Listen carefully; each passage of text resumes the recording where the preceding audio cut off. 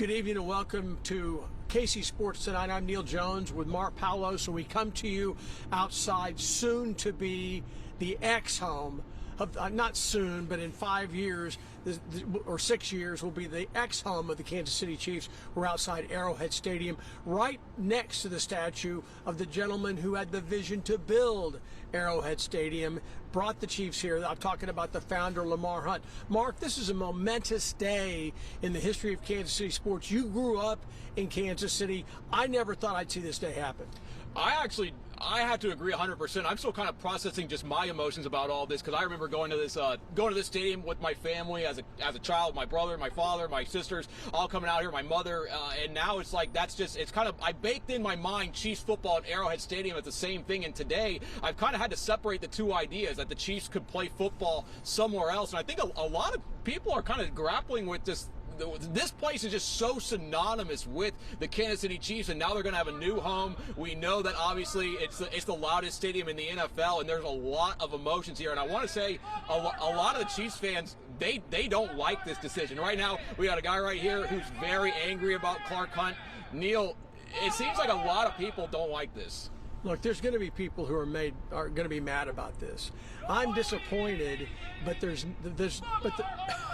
there's nothing you can really, there's not much you can say to that. The gentleman saying basically bad things about Clark Hunt. But look, as a fan of the Chiefs, somebody who grew up watching things at this stadium, I've been covering the Chiefs for 33 years now here at KCTV5 and at Metro Sports, and it is difficult to wrap my head around the fact that anybody would want to leave this stadium. This stadium is really, really special. I've been in all but maybe 3 of the NFL stadiums covering games, and listen, there are newer stadiums, there are stadiums that are, quote, state-of-the-art, but that doesn't mean they're better.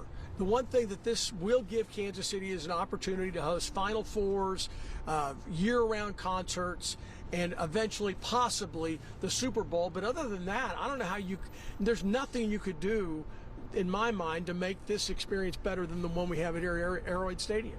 And it certainly sounds like that's what the Chiefs want to try to preserve with so much of this. We heard Clark Hunt saying it's not the stadium that makes it loud. It's not the concrete that makes it loud. It's not the parking lot here that grills the food. It's you guys out there in Chiefs Kingdom. And obviously, I do think that is true. But there are so many memories here. There's so much generational love here coming to Arrowhead Stadium. And Neal, you and I have talked about this off camera, and I think you really distilled it down the best out of anybody. The Chiefs kind of had the opportunity here to make a choice, to chase history, have an iconic venue here at Arrowhead Stadium, or to chase dollars and more events with a brand new stadium.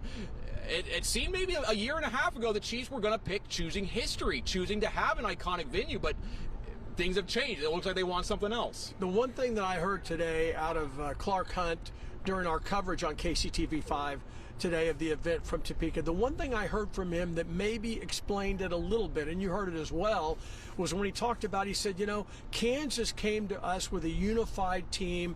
We only had to negotiate with one group, and that was the state group. They handled everything. The lieutenant governor, who's also the Secretary of Commerce, is a Republican. He spearheaded that. But the person he works with, the governor, the person he works for nominally, the governor, is a Democrat. So they had both sides at the table representing one entity, and they came as one group, which made it much easier for the Chiefs to negotiate, he said, versus what happened in Missouri, where he said that he had to negotiate with the governor's office, they had to negotiate with the county, and they also had to, they wanted to negotiate with the city of Kansas City. He said we weren't sure we could get there. That was the one thing I heard that we had not heard. Obviously, that's done behind the scenes, so we're not going to know everything that's going in, but that, in some way, it informs my feeling about this, is that maybe they had more on the plate other than making the right place for them in the future. Well, yeah, and then so much of this, ever since they lost that vote in April about a year and a half ago, so much of this has happened behind closed doors. But I feel like in the media and the public, we have seen there was no stability in the state of Missouri. Like the Jackson County and the city of Kansas City, Missouri, they did not appear to be working together. They did not appear to be working with the state.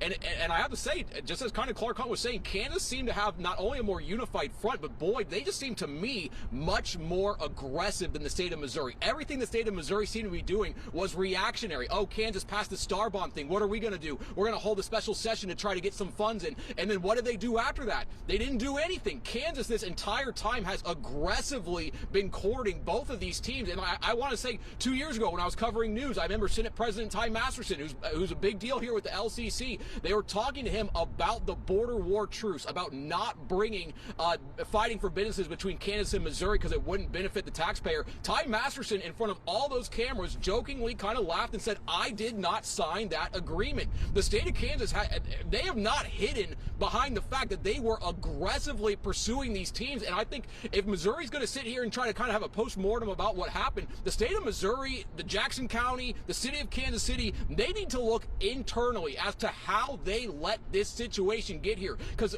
Neal, we were talking about this a year and a half ago. These two teams put it before the voters to stay right here at the Truman Sports Complex. That's what they wanted to do. That's what they put in front of the voters, and they couldn't get it done. The Chiefs wanted to stay. The Royals wanted to leave. No, you're right. You're right. That's exactly. That's. Sorry. Thank you for the clarification. But it's just like, the state of Missouri has got, and all the municipalities, all the whatever levels of government, they need to look and be like, guys, like, we cannot have this happen again. The state of Missouri has now lost 2 football teams and the professional football teams in the last 20 years. Neal, how bad is this for the state of Missouri? Well, it's difficult for them in a lot of ways, but we have to remember the Kansas City area is not losing the Chiefs. Yeah. Okay, they're moving over. What do you think it is? 25-minute drive? Half hour. It's 435 and I-70 on one side of the state line, and very likely 435 and I-70 on the other side of the state line. They just moved. Yeah. So the greater Kansas City area continues to have them, but it is a slap in the face of people from Missouri who have been proud to have the Chiefs. And let me tell you something. It was the people in Missouri that had the vision to build the Truman Sports Complex where we are right now. I look that way, what is that, 175 yards? Yeah. 200 yards away is Kauffman Stadium. They had the vision to bring this to life. Lamar Hunt's vision, Ewing Kauffman's vision, and the city leaders' vision, Jackson County leaders' visions. In the mid-'60s when they formulated the idea and then they brought it to fruition and opened this stadium complex in 1972. Neal, that's definitely all true. That's definitely might be true of the people in Jackson County when all this happened way back when 50 years ago. But we have to talk about the Jackson County of today. This is a Jackson County that just recalled their executive. This is a Jackson County that had a property tax fiasco. This is a Jackson County that really was not, I mean, we cannot say that government was really operating at tip-top efficiency. Things were not, like, Jackson County. But this is a generational decision that should not be made on the basis of whether or not you got along with the Jackson County executive of the day. Yeah, but these are the elected officials. These are the people that the people of Jackson County went to the polls and put into office. And I know you can sit there and be like, "Oh, we're sad that the Chiefs are leaving," but many things have led up to this, and the voters of Jackson County, like you guys, they got to go to the polls. They got to pick who their leaders were. And there are consequences to that. And this, in my opinion, is a consequence of maybe some of the people that they elected. Well, I talked to a number of people on both sides of the state line in the last couple of days, and today I talked to a number of people on the Missouri side, and I asked somebody at the state level, well, is this an indictment of what happened with Jackson County? And the person I spoke with paused on the phone and then said, I think there is enough blame to go around everywhere. You can point to the outgoing governor, Governor Parsons, for who, on his way out of office, could have called for a special session in December to get it nailed down. That's a year ago. Get it nailed down. Get them the funding they need. Do it now. And yeah, it's kind of difficult because we're going into an election year, but do it because we got to get it done. And that person said, and this is not, by the way, the person who's told me this is a Republican, so this is not a Democrat-Republican thing. He said to me, the governor didn't do it. And then the incoming governor, Mike Kehoe, could have tackled this immediately. They felt like he wanted to do it, but he didn't do it. He put it off for 5 months, or it got put off for 5 months, and then he came in with both feet and said, we got to get it done. But by then, maybe it was too late. So this person said, you can blame the county, you can blame the state. The reality is, it is all of us. We didn't get it done. And I think it's really hard for them because this has been such such an unbelievable thing. And the thing that makes me sad, Mark, to be honest with you, is because the Truman Sports Complex is so unique. It is the best of its kind in the United States. But it is not the direction teams want. Teams don't want a gorgeous complex with a great football stadium and a great baseball stadium and a great arena on it. They don't want that. What they want is a facility they can control, that's owned by and paid and upkeep by the taxpayers, but then they want all the area around it for them to exploit. This all happened because the Braves made more money with the area around the stadium than they did through baseball the year they won the World Series. And it's changed everything. In Dallas, the hockey team, the basketball team, they want separate arenas so they can develop them. Everybody's doing this. NFL teams are looking at that Atlanta Braves model, where they basically moved from the middle of town, right by the highway with the old Olympic Stadium. The Braves moved to their version of Leawood or Johnson County, a hot area where everybody wants property. And so now that's what everybody wants. That's what they want to do. This probably had a lot more to do with the ability to control and develop the area around the dome as it did the stadium. Yeah, and obviously you kind of hit on it there, but a lot of this just is about valuation of the franchise. Were the Chiefs maybe to stay here at Arrowhead Stadium, the franchise would not be as valuable as it would be with a dome stadium. I mean, think about the value of professional sports teams over the last 20 years. I mean, they have gone up exponentially, and obviously the Chiefs have been in the Hunt family for quite some time, for the entire time. But this is how they make more money, is by moving this. So obviously, I know a lot of fans maybe think that if you buy a sports team, you shouldn't be worried about the bottom line. You should only be worried about winning. But on the flip side of that, you have an owner who wants to make money, and those two things, what the fans want and what the owner want, don't always go hand in hand. But I think here it's just going to be very interesting to see a Chiefs franchise, because so much about being a Chiefs fan was going to a place that was the loudest stadium in the NFL. Like, Neal, you know this, before the Chiefs were good, that was like the big point of pride for Chiefs fans, was that it was the rowdiest environment in the NFL. So I'm kind of intrigued as to see if that will go across state lines. And I'm also intrigued to see, I think Marlia was saying that Mark Donovan said that it'll be about 62,000 to 68,000. I wonder how that will impact the loudness potentially. Well, the way they design stadiums, they can, especially if Poulose does it. They're the Kansas City firm that designs most NFL stadiums. If they want it loud, they'll be able to make it where the sound stays in.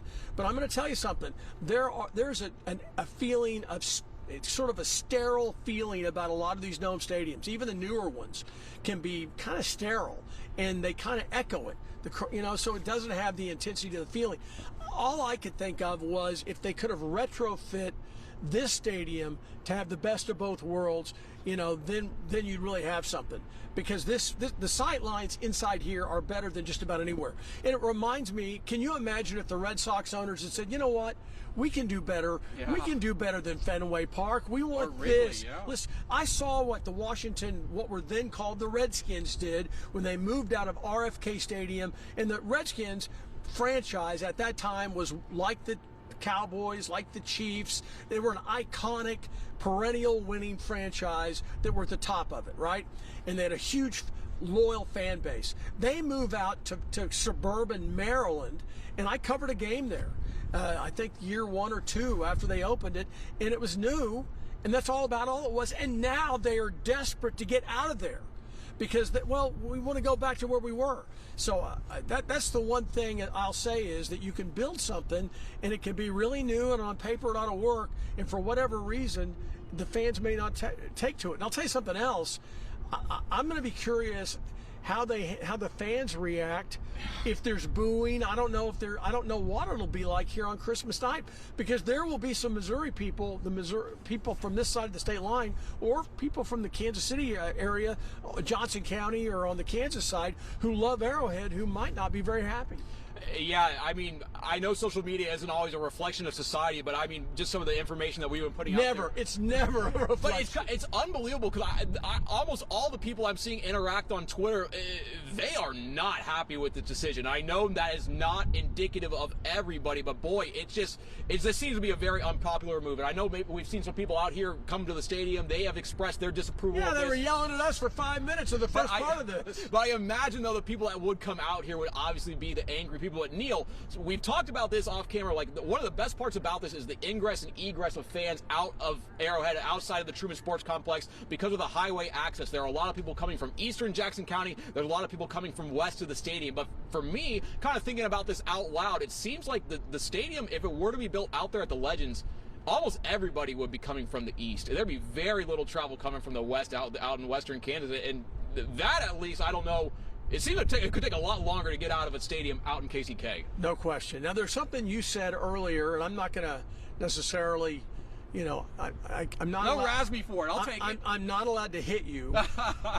But you said Arrowhead Stadium is not state of the art. Yep. In my opinion, inside it is state of the art.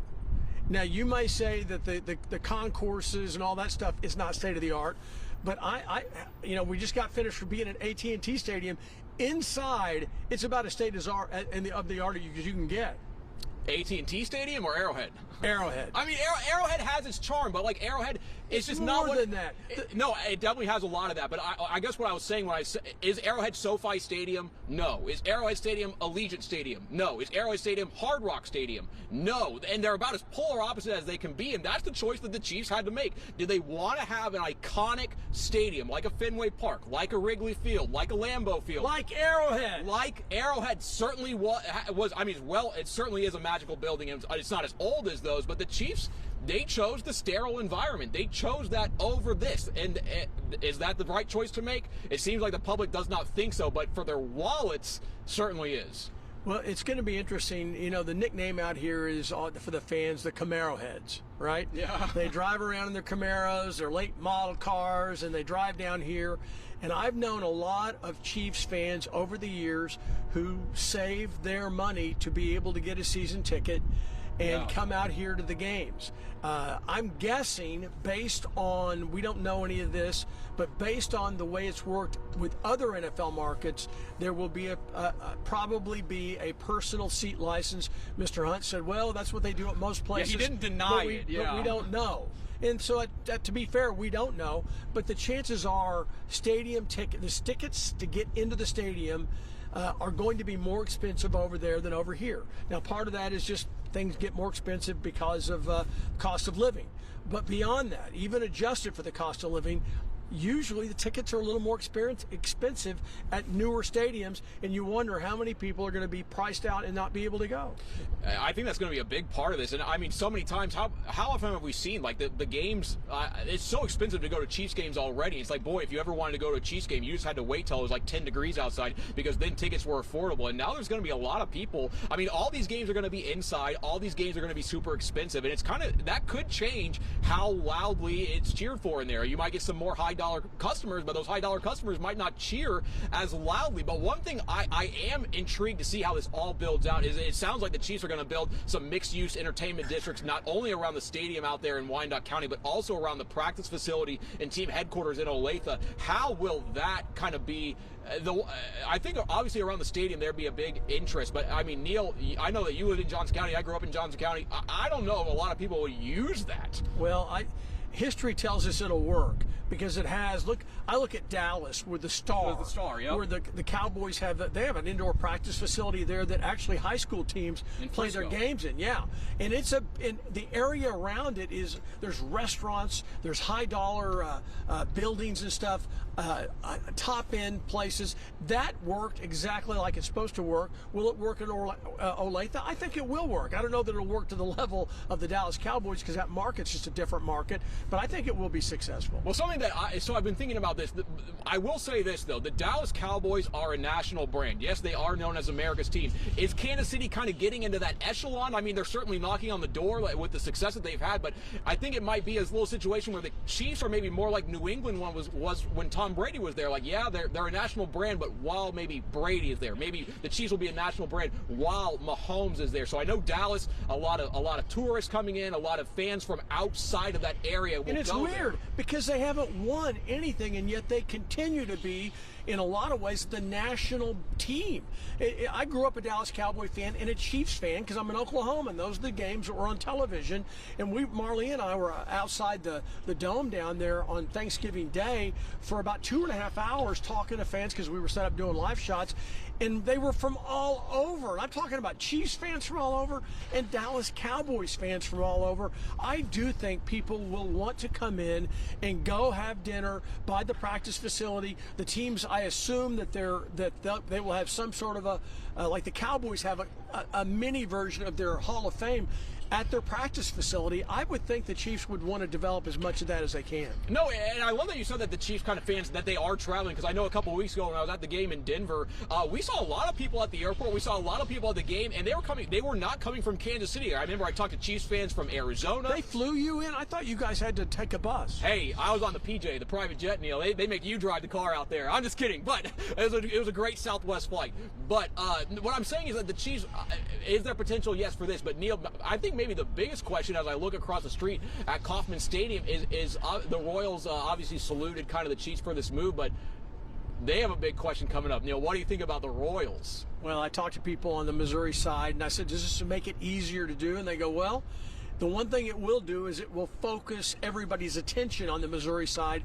You don't want to lose a baseball team a month and a half or 2 months or 6 months after you lost a football team, so nobody wants that. But the other thing is, one politician told in Missouri said, well, does Kansas have enough money to fund another multi-billion-dollar deal? Could they do that? And I'm like, I don't know what the reality is of that. Well, especially with the star bonds, I don't know how that would work out. It would just depend on if enough fans, I guess, would probably go to that area and use the district, which would help pay for all these projects. Baseball is, in many ways, is more successful in that regard than football. Look, we all know how much we love the Chiefs and they've been so successful, but I've had people who are in the business tell me, look, the Royals are where the money is. They have 81 dates versus 10 dates or 9, depending on how many preseason games. So really, baseball is where the money is. So I would think that they would be focused very quickly to find something for them in either downtown Kansas City or in Clay County. Yeah, Clay County with North Kansas City. Yeah, no, the Royals certainly have a big decision on their hands, but as we kind of sit here just in between these two stadiums, just as a guy that grew up here in Kansas City and lived here almost my entire life, like, it really is, it's kind of hitting me right now that it's like, it's just, we're not going to come here for Chiefs games anymore. Look, 10 years from now, this could be just the stadium's knocked down. This could be an apartment complex. It could be tumbleweeds. Yeah, well, I was just thinking, right, I don't know why, but like a couple years ago when the Chiefs played the Dolphins and Mahomes' helmet broke, or the other game, like against the Buffalo Bills, a 13-second game, or the AFC Championship against the Cincinnati Bengals, where the kick just barely gets over the upright. Yeah. And it's like those moments that we had, they wouldn't happen in a dome. Mahomes' helmet wouldn't have broken in a dome because it wouldn't have been minus 15 degrees outside. So there's certainly like a lot. And I don't know, just the emotions of it all. Like, I used to come here with my family, and now it's not going to happen. Well, so I grew up I grew up a Dodger fan in Oklahoma, right? So my wife's she's in a wedding in New York City for the Kauffman family. Oh. The granddaughter of Ewing Kauffman was getting married. My wife was part of the wedding party. So we go up to New York City. This was in the 1990s. And we go up there, and we're staying at a property in Brooklyn. Brand new hotel in Brooklyn. So my wife goes to the very first breakfast or whatever, and I get up, I go down to the lobby, and I said, where is Ebbets Field? You know, it's got to be within a mile here. It's where the Dodgers played. It was the iconic, that was their version of Fenway Park. All those, Jackie Robinson's first game was at Ebbets Field. All those great Dodger teams play there. I asked, where is it? What? Ebbets Field, the baseball park. I have no idea. Well, could you ask? I'll find that. There's got to be some sort of a thing. There's got to be some sort of a, yeah. So nobody knew where it was. Nobody. You know, this is their last game there was in 1957, and now we're in the 90s. So it's 40 years later, 35 years later. It's scary to think that 30 years from now, people will not know what Arrowhead Stadium was. They won't know where it was. You know? No, I don't know why all these emotions are kind of hitting me right now, but I'm looking at those circular things that people walk down from the 300 levels, and like it's such an iconic moment for every Chiefs fan. Like when you hear the people doing the tomahawk chop and banging their arms on the inside of those as they walk down, like those are memories that are burned into the minds of Kansas Cityans for like grandfathers, sons, their sons, and that is what we are losing with Arrowhead Stadium. I mean, there's only 5 more years of this. I guess I'm really processing this right now, but we're going to have like a 5-year funeral for this place, and I hope it doesn't be like that. I hope people will accept it, but boy, that last season at Arrowhead, there are going to be so many emotions here. Like, think of, like, the last game at Arrowhead, the last regular season home game at Arrowhead, like that will be one of the biggest moments in sports history. How do you envision that playing out? I envision the 4-17 Chiefs hosting. No, who they knows? Played 21 games. That's 6 years from now. Patrick Mahomes will still be around.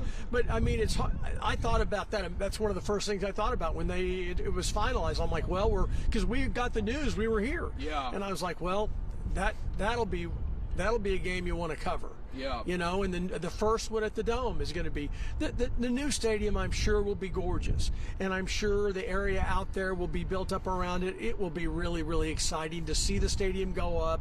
The Dome Stadium, will it be a removable roof or not? Most of them nowadays do have a retractable roof, so maybe they can be indoor, outdoor on good days. But the reality is, I don't know that the Dome might be bigger for non-Chiefs games in my mind because of all the possibilities we just talked about, all these massive concerts that you can have, the Final Four, and the Final Four, the Super Bowl, but all these bowl events, games, college bowl games. all the events that you can't have at an outdoor venue. That's what's exciting about the possibility of this. And if we do if Kansas City is lucky enough to be able to get a Super Bowl, if it is able to have the Final Four a few more times, because you could get on a rotation where it's like every 6 or 7 years with that situation, then there'll be a lot of positives, and I'll be excited about the new Dome. But right now, I'm with you. I see this as look, on the outside, most stadiums all pretty much look alike. It's on the inside that this stadium is really special. Coming up at 6 o'clock, we're going to hear about how the man right here, this statue behind us is Lamar Hunt. We're going to hear the role he played, not only in coming up with the idea of the Truman Sports Complex, but the role he played in designing Arrowhead Stadium with the local architects. Mark, we got 3 minutes. Anything else you want to say about this? First of all, is this a good day for Kansas City or a bad day? Oh, wow. That has to be like the billion-dollar question. I don't know how to answer that. I think that obviously there are pros and there are cons here. And I think right now a lot of us are feeling the cons much more than the pros because the pros are so far away. Obviously, a new Dome Stadium has the potential to bring so many good things to Kansas City, but right now it's just like you had like your home taken away from you. Like you just found out you got to leave, and you're just kind of like, well, that's where I've lived my entire life. Like, what do you mean I got to leave? And it's just like. So right now in the moment, like I know I've said Arrowhead Stadium is not state of the art, but what it is the loudest stadium in the NFL, and it is one of the most historic and special places in the NFL. We were talking to Desmond Moses, you talked to Christian Okoye, he was talking about how like opposing players, opposing fan bases, they talked about coming here, playing at Arrowhead Stadium, and that's something that I hope Kansas City doesn't lose. Obviously, I know the Chiefs want to kind of step into the new era, the next generation of the NFL, and that's a lot of what this move is, but a lot of us are going to miss the past. Neal, I got to ask you, is this a good or bad day for Kansas City? I think in some ways it is a great day for Kansas City, the future of Kansas City, but I think anytime you walk away from your past, anything as iconic as this stadium, I think it's also a sad day. It's a bad day for Channel 5. I don't think there's any question, but that this was a horrible day for KCTV5 because I'm now going to stay on 6 more years so I can cover the first game at the new stadium, and I'm going to point that out to our management and stuff that I am going to want to stay on. I'm 68 now, so 6 years from now I'll be what, 80? I'm not real good at math. Yeah. So that's the. We got to get some doctors at KU help to inspect. How the heck do you keep like a nuclear holocaust will happen, and Neal Jones will survive. You just can't get rid of him. Oh, we will have KC Sports Tonight after that, you know. Yeah. Millions dead, but first, let's talk about the depth on that KU team, you know. Yeah, let's talk about the backup right tackle. So, you know what, and what I thought a little bit, my final thought, this stadium really is a gorgeous stadium inside. People don't realize how wonderful the sightlines are, how close you are, the angle, everything. It is really special, and it didn't happen by accident. It happened because of a vision of this guy right here. And I said coming up at 6 o'clock, we're going to get into that a little bit. To me, it really is a very, very special day. We got to go because we got some TV to do. But thanks for listening. Talk to you tomorrow.